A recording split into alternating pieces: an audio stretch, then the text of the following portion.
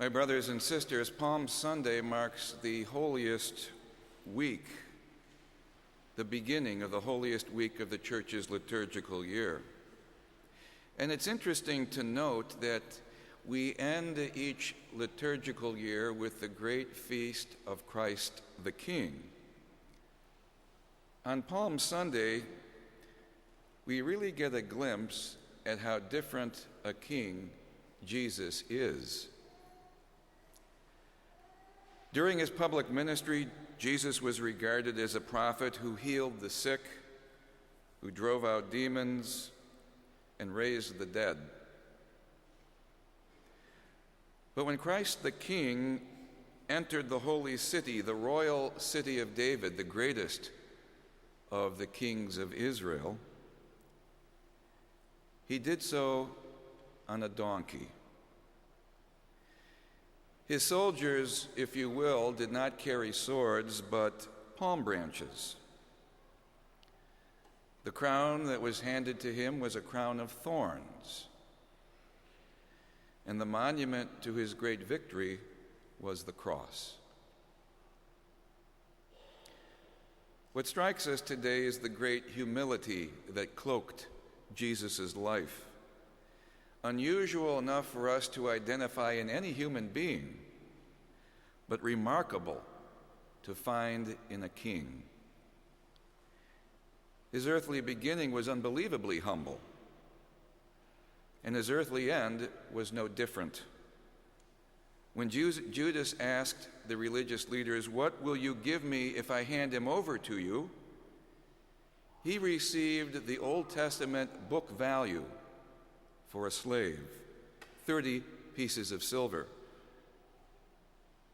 And when handed over to the Romans, Jesus was given the punishment that is reserved not to Roman citizens, but to slaves and to those who rebel against Roman rule: flogging and crucifixion. But God's message to us today is not primarily about violence and humiliation. It is about love, and it is about humility, and the two are connected.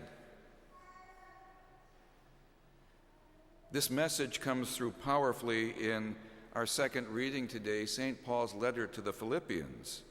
Though the eternal Word was God, dwelling in heavenly glory, he emptied himself and plunged into the human condition, one like us in all things but sin. And we note during the proclamation of the Passion that Jesus encounters almost every kind of sin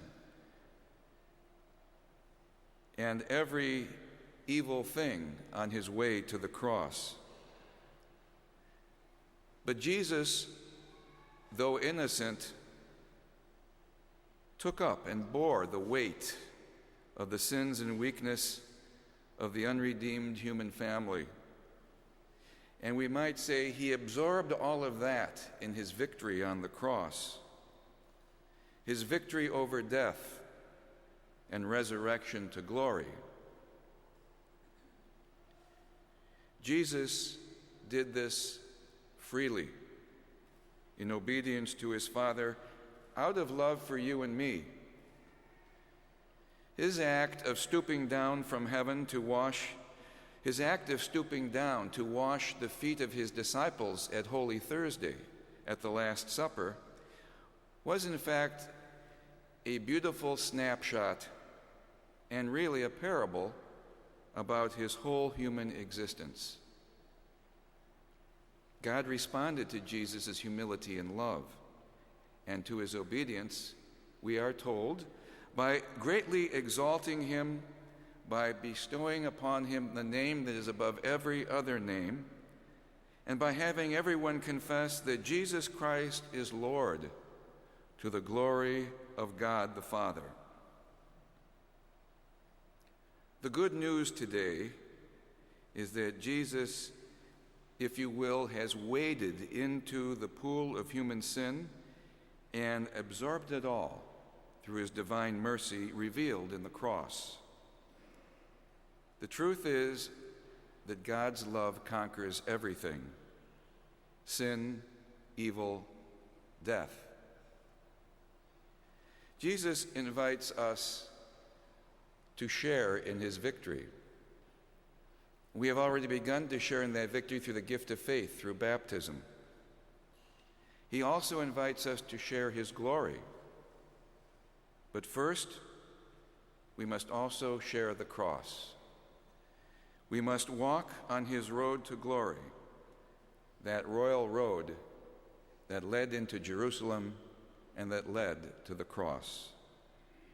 It is the way of love and humility, and we sense that in the end, love will determine everything. Let us pray that we will be people of love, and that the humility that we possess is born of our great determination to love God with all that we have and that we are, and to love our neighbor as ourselves.